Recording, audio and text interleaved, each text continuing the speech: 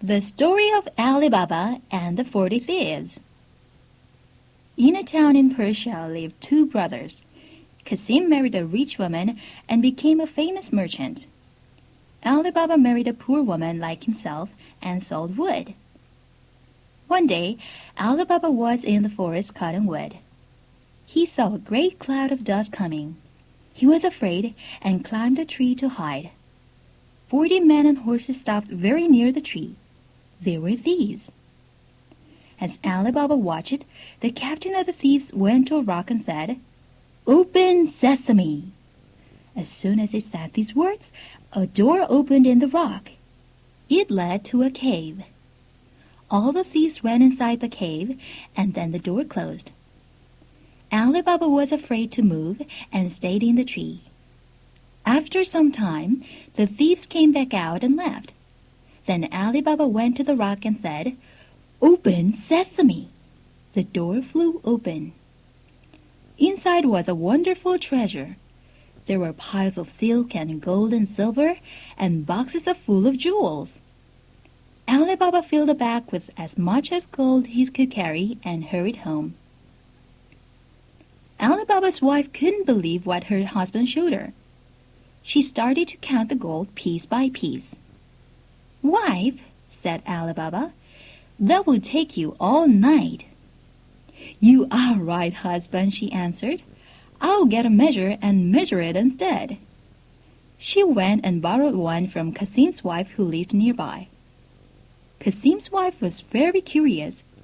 She knew that Ali Baba was very poor, and she wondered what they were measuring.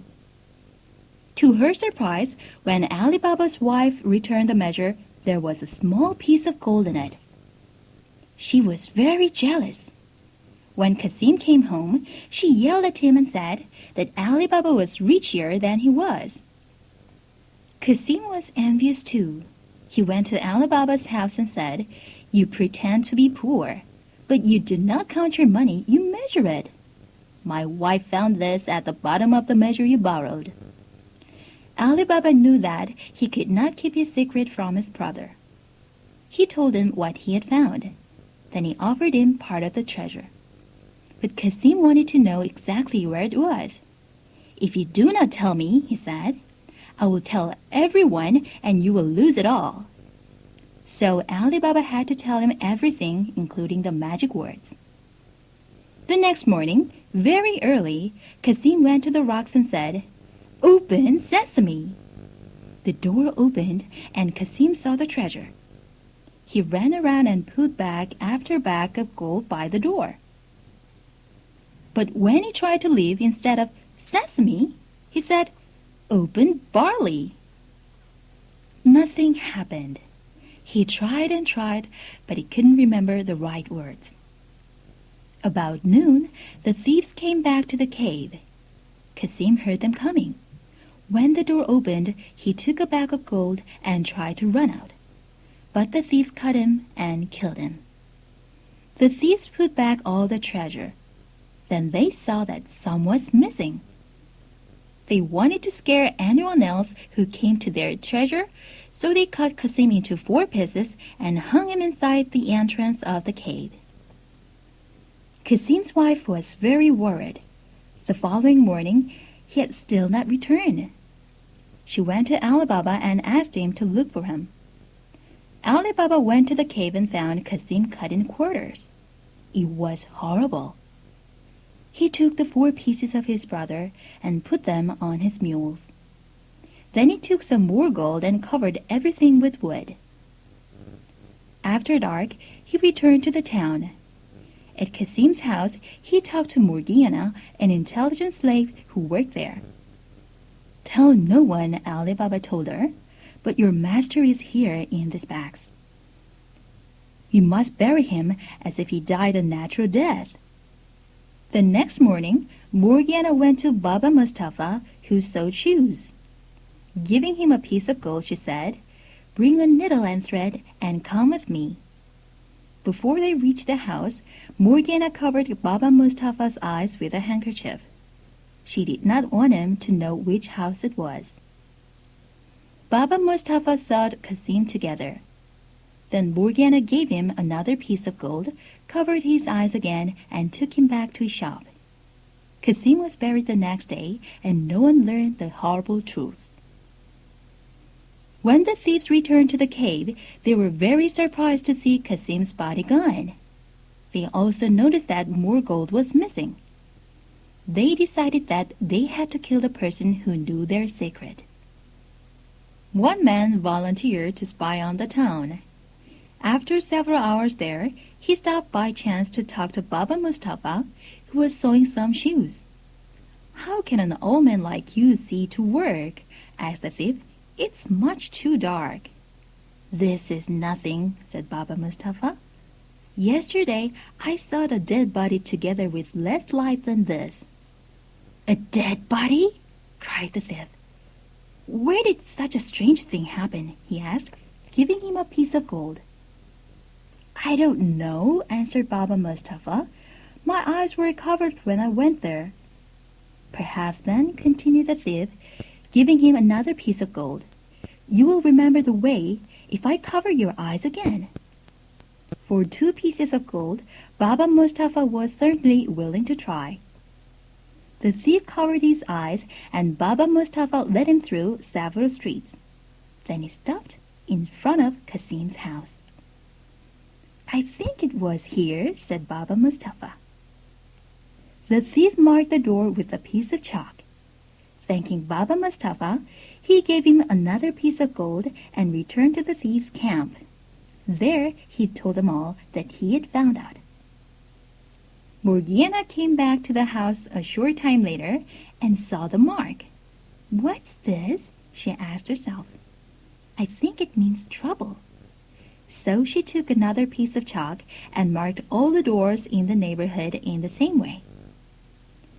When the thieves came that night, they didn't know which door was which.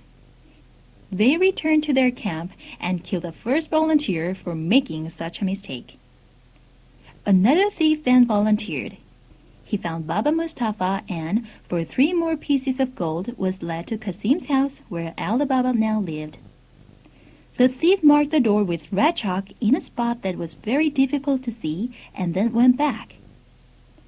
Morgiana saw this mark too, however, and again marked all the neighbors' doors in the same way. Once more, when the thieves came, they didn't know which house it was. They returned to their camp and killed the second volunteer. Finally, the captain of the thieves himself went to Baba Mustafa, covered his eyes, and followed him to Kasim's house once more. He looked at the house very carefully so he could find it later. Then he walked back to the camp thinking of a plan. In 2 days, the captain came to Ali Baba's house. He had 19 mules, each with 2 large oil jars. Only one had oil in it, though. "I've come to sell this oil in the market tomorrow," the thief lied to Ali Baba. "Can you tell me a place where I can spend the night?" Ali Baba did not know he was a thief and welcomed him to stay with them. After dinner, the thief went out and opened each jar, saying very quietly, "As soon as I throw some stones out of my window, come out." Then he pretended to go to bed. A little later, while Morgiana was cooking some soup, her lamp went out. There was no oil in the house, so she went to one of the jars to fill it. As she was about to open the jar, a voice from inside asked, "Is it time yet?" Morgiana was very surprised, of course. Thinking very quickly, she whispered, "Not yet, but soon."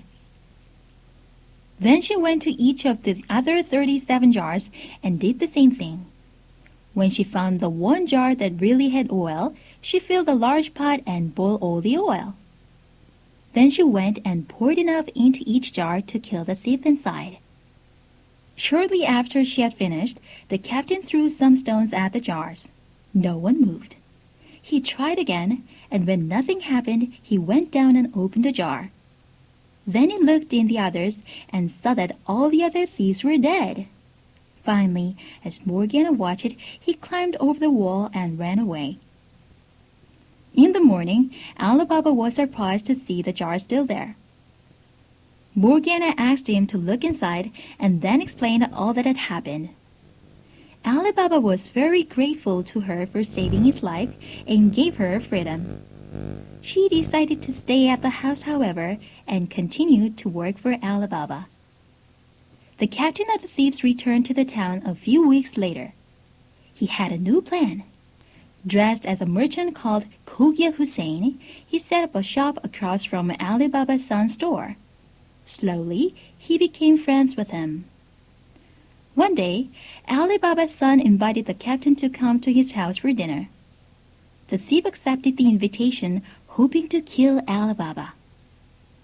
Alibaba did not recognize Khogia Hussein, but fortunately, Morgiana did.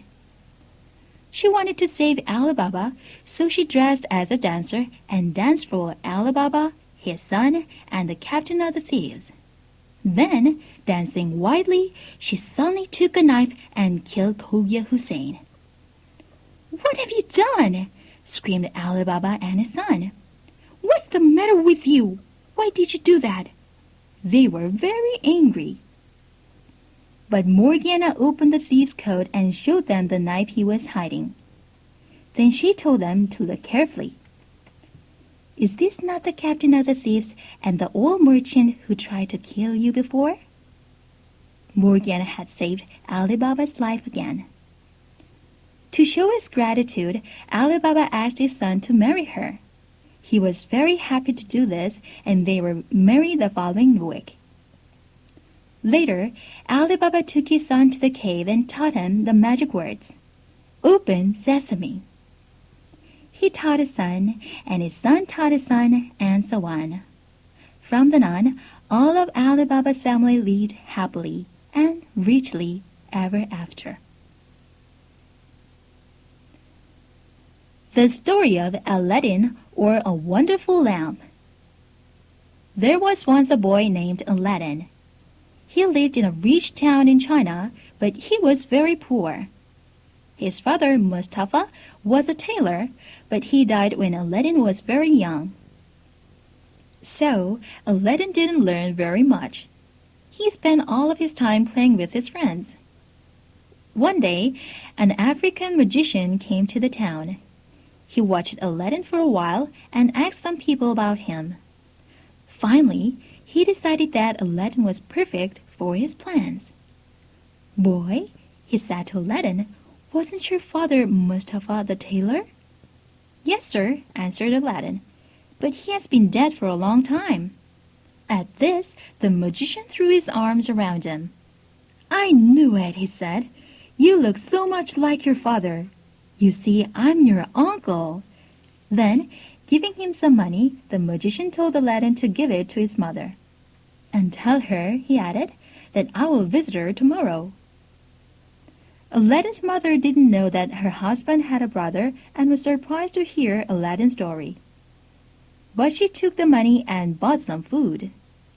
When the magician came, they talked and talked. The magician continued to pretend he was Aladdin's uncle and explained that he had been traveling for 40 years. That was why Aladdin's mother had never met him. When he asked what Aladdin was going to do in the future, his mother said, "I'm ashamed to tell you, though he's old enough to start working, he spends all of his time playing." Then she started to cry. "This is not good," said the magician to Aladdin. "I will help you if you will come with me. You will open a store and you can become a merchant." Aladdin liked this idea because it didn't sound like very hard work. The next day, the magician bought Aladdin some good clothes and took him around the town. After they had visited many shops, the magician said that he wanted to show him something outside of town. Aladdin followed him. After several hours, they came to a place far from town. There, the magician told Aladdin to build a fire. When it was going, the magician threw in some incense and said some magic words. Suddenly, the earth shook and a large stone appeared. "No one but you can lift this stone." the magician told Aladdin. Beneath it is a cave. Only you can enter it. Aladdin lifted the stone, and a hole opened in the ground. Jump down, said the magician. Inside, there are 3 great rooms. Each room has 4 large pots of gold and silver. But do not touch these. You must go straight to the 3rd room without touching anything, or you will die. At the end of the 3rd hall, you will find a door. Behind, it is a garden with beautiful trees.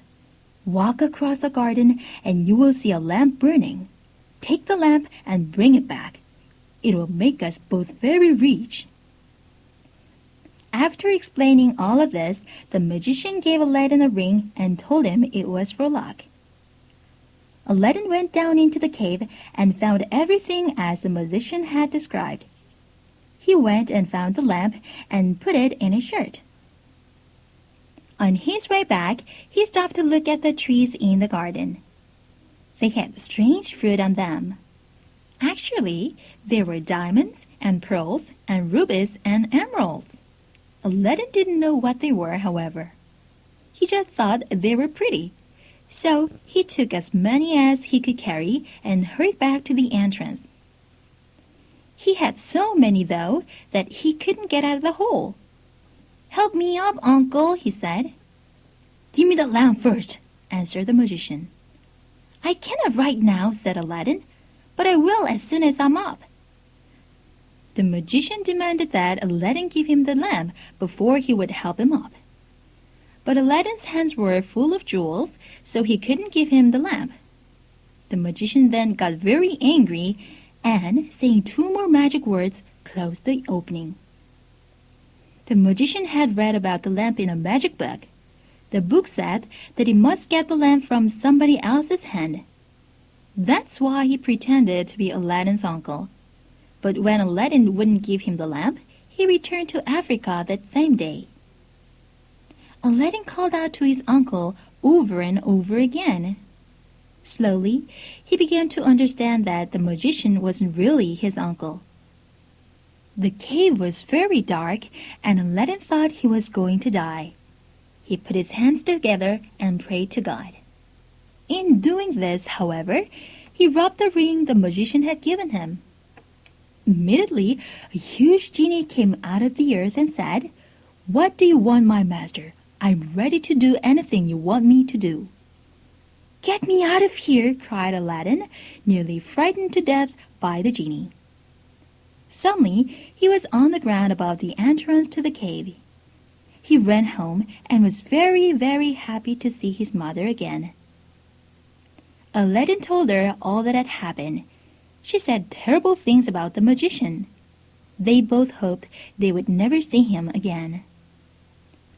Aladdin was very hungry, but his mother didn't have anything to eat. She didn't have any money either. They were very poor. "I know," said Aladdin, taking out the lamp he had taken. "I'll sell this, and then I can buy enough food for dinner." Aladdin's mother took the lamp and said, "Okay, but it's very dirty. Let me clean it first." Taking a cloth, she began to rub it. Suddenly, a huge genie came out of the lamp and said, "What do you want, my master? I am ready to do anything you want me to do." Aladdin's mother fainted. But Aladdin, who had seen the other genie in the cave, took the lamp and said, "I'm hungry. Bring me something to eat." The genie disappeared, but a second later he came back with a large silver tray. And it were many delicious foods, all in silver dishes. Then the genie disappeared again. Aladdin took some water and threw it on his mother's face. When she woke up and saw all the food, she was very surprised. "Where did this come from?" she asked. As they ate, Aladdin told his mother about the genie. She was very frightened. She didn't want to see another genie ever again. The next day, they finished the food the genie had brought. Aladdin took one of the silver dishes to sell in town. The first buyer thought that Aladdin didn't know how much it really cost. Though he knew it cost much more, he offered Aladdin only a piece of gold for it. Aladdin thought this was a lot of money and took immediately, feeling very happy. Running home, he bought some food and took everything back to his mother. Every time they ran out of food, Aladdin went back to the man and sold him another dish. Each time, the man gave him one piece of gold. When he had sold all of the silver dishes, Aladdin got the lamp again and rubbed it. The genie appeared immediately, and Aladdin repeated the same words as before. "I'm hungry. Bring me something to eat." The genie disappeared and soon brought back another silver tray filled with the most delicious food. Again, everything was on beautiful silver dishes. Once more, when he and his mother ran out of food, Aladdin took one of the silver dishes to sell. But on his way, he met a man who said, "My boy, I think you're going to sell that dish to that man you often go to. Don't you know that he is the worst liar in the city? Sell it to me instead, and I'll give you the right price for it." He then offered Aladdin 60 pieces of gold for the dish. Aladdin was very happy and from then on sold him all his dishes. Though the lamp could have given them anything, Aladdin and his mother did not live richly. The money they got from the silver dishes, therefore, lasted a very long time. During this time, Aladdin started going to the market and talking to the merchant there. Slowly, he learned more and more about the world from them. He also had many conversations with the jewelers. From them, he learned that the pieces of fruit he had taken when he got the lamp were jewels, and that they were very valuable. One day, while Aladdin was walking around town, he heard an announcement. Everyone was told to go inside and close all their doors. The Princess Budir al-Budur, the Sultan's daughter, was going to go to the bath. No one was supposed to see her. Aladdin, of course, was very curious. He decided to hide behind the bath door. From there, he was able to see the princess' face. She was more beautiful than he could believe. Her eyes were large and sparkling. Her lips were small and red. Her body was perfect. Later, when Aladdin went home, his mother saw that he was thinking about something. "What's wrong?" he asked him. He was silent for some time. Then he said, "I love the princess. I want to marry her." "What?" asked his mother. "Are you crazy?" "No," he answered. "I'm sure that the Sultan will like the jewels I got from the cave. They are better than any others in the city." After several hours, Aladdin's mother finally agreed to go and try to talk to the Sultan.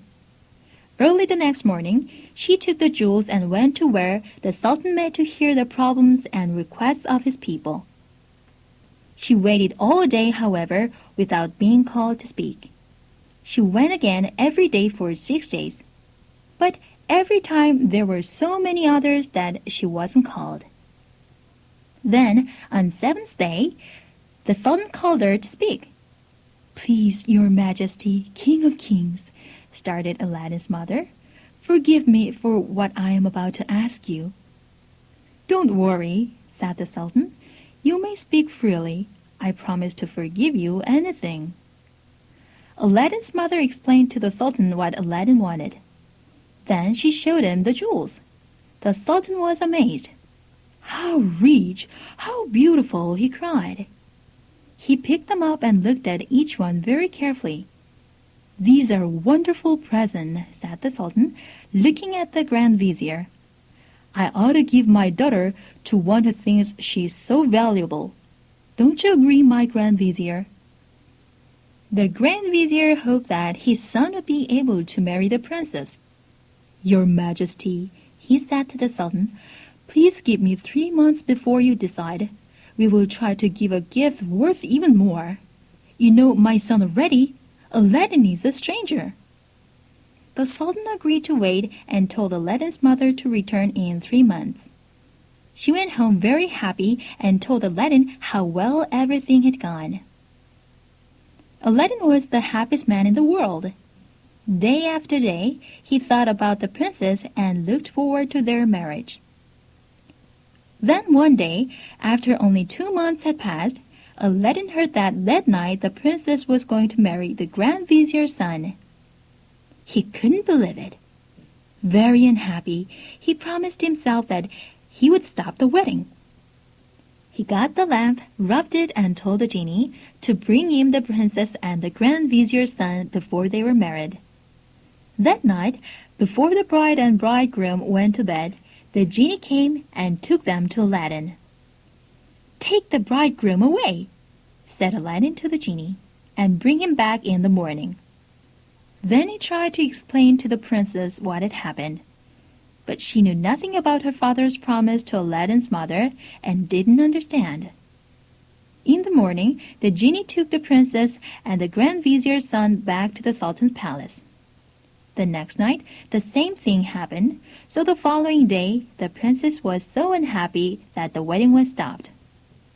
She couldn't explain what had happened, so no one knew that Aladdin had caused all the trouble. At the end of the 3 months, Aladdin's mother went back to the Sultan. He didn't know what to say. The Grand Vizier, however, suggested that he ask Aladdin for something impossible. So, the Sultan asked Aladdin's mother to bring him 40 gold trays filled with jewels like the ones she had brought before. If he does this, said the Sultan, believing that Aladdin could never do it, he may marry the princess. Aladdin's mother went home thinking that her son was very foolish. He would never be able to marry the princess. When Aladdin heard that request, however, he laughed and said, "That is nothing. I could do much more for it." He immediately took the lamp and called the genie, explaining to him exactly what he needed. In a moment, the genie returned with 40 slaves who were magnificently dressed. Each carried a heavy gold tray full of diamonds, pearls, rubies, and other jewels. All were larger and more beautiful than the ones Aladdin had given the Sultan before. The mother led the slaves through the streets to the Sultan's palace. The people came out to watch. They had never seen anything so wonderful and rich before. Arriving at the Sultan's palace, Aladdin's mother told him, "My son feels that this is too little to show his love for the princess. But he hopes that you will accept these presents anyway, and that you will allow them to marry." The Sultan was amazed at what he saw. Without waiting a moment longer, he agreed with great joy to give the princess to Aladdin. Aladdin's mother hurried back to tell her son. Aladdin, feeling extremely happy, took the lamp and called the genie again. This time, he told him to bring him the most magnificent clothes that any king had ever worn. Then, he continued, "Bring me a horse that is better than any of the sultans. I also need 40 slaves as richly dressed as before to walk with me. And 6 more for my mother. Bring her also the most beautiful dress ever made. Finally, bring 10 bags of gold, each with 10,000 pieces of gold." A moment later, everything was done. Aladdin got on his horse and, led by his slaves, went through the town to the Sultan's palace. Along the way, the slaves threw handfuls of gold to the people. The Sultan was very surprised to see the magnificence of Aladdin's clothes and the richness of his slaves. He treated Aladdin with great honor.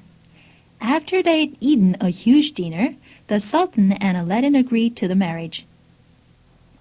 Then Aladdin asked the Sultan for one thing. "Please, sir, give me a piece of land near here where I may build a palace for the princess." The Sultan agreed, so Aladdin went home quickly. Taking the lamp and rubbing it, he explained to the genie that he wanted him to build a palace that was more beautiful, more grand, more wonderful than any that had ever been built. When the genie finished, he took Aladdin to see it.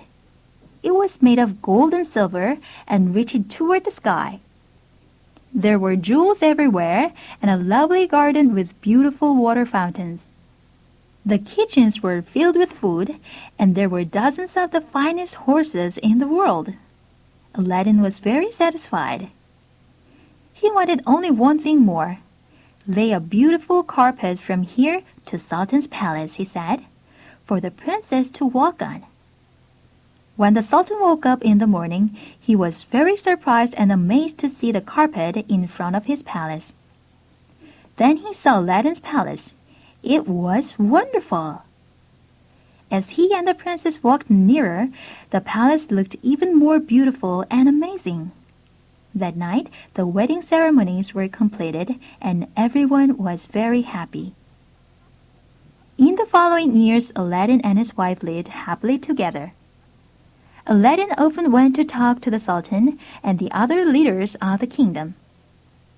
Whenever he went, his slaves threw pieces of gold to the people. Soon they loved Aladdin even more than the Sultan. One day, however, the African magician happened to hear that Aladdin was still alive and had become very rich. He immediately went to China to see.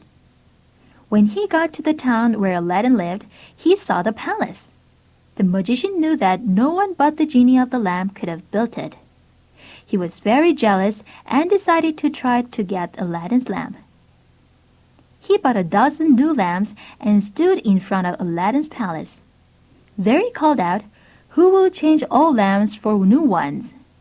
Many women came out to see what was happening.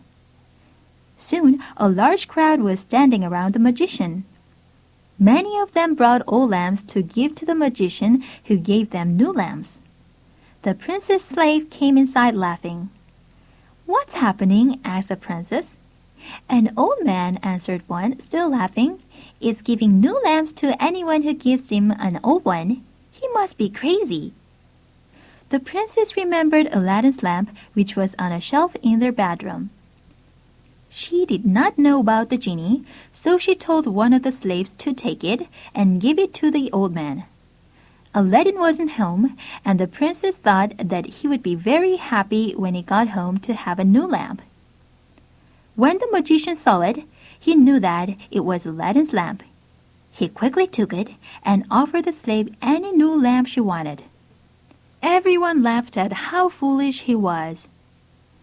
Soon the magician left and walked out of the town. Then he took out Aladdin's lamp and rubbed it. The genie appeared and said, "What do you want, my master? I'm ready to do anything you want me to do." "Take me and Aladdin's palace," said the magician, "with everyone in it to Africa." Immediately, the genie did so. The Sultan was very surprised to see the palace gone. He called Aladdin and said to him very angrily, "Where is your palace, and where is my daughter?" Aladdin didn't know. He too was very surprised. He asked the Sultan to give him 40 days to look for them. The Sultan agreed, and Aladdin started searching. But he had no idea where they were. No one could help him. Day after day he looked, but he couldn't find them. Finally, he decided to kill himself. Just then, however, he fell over a rock. And as he was falling, he dropped the magic ring which he had forgotten all about. Immediately, the genie of the ring appeared. "Genie," said Aladdin, happily surprised, "take me to my palace." In a second, he was in Africa in front of his palace. He quickly went to the princess and kissed her. Then, seeing the lamp gone, he asked, "What happened to the lamp that was on the shelf?" The princess explained how she had given it to an old man and gotten a new one. "It's strange, though," she said. "That man is here, too." "Where are we?" asked Aladdin. "In Africa," said the princess. Aladdin then knew that the old man was the African magician. "Do you know where he keeps the lamp?" Aladdin asked her. "I think he always has it inside his shirts," she answered. Aladdin then had an idea to get the lamp back. He asked the princess to invite the magician for dinner and put poison in his drink. The princess did everything as she was told. She was very nice to the magician and got him to have a drink with her. As soon as he drank the glass, he fell down and died. The princess immediately took the lamp and gave it to Aladdin. Aladdin asked the genie to return them and the palace to China. In the morning, the Sultan woke up very early and was amazed to see Aladdin's palace back where it had been before. He hurried there to see if his daughter was all right. Aladdin and the princess were very happy to see him. The Sultan asked Aladdin to forgive him for being angry with him. It was only that I was worried about my daughter, he explained. It wasn't your fault, said Aladdin. Anyway, our troubles are over now. And they were. A few years later, the Sultan died. As he had no sons, the princess became the Sultana. She and Aladdin ruled the country happily for many years and had many children together.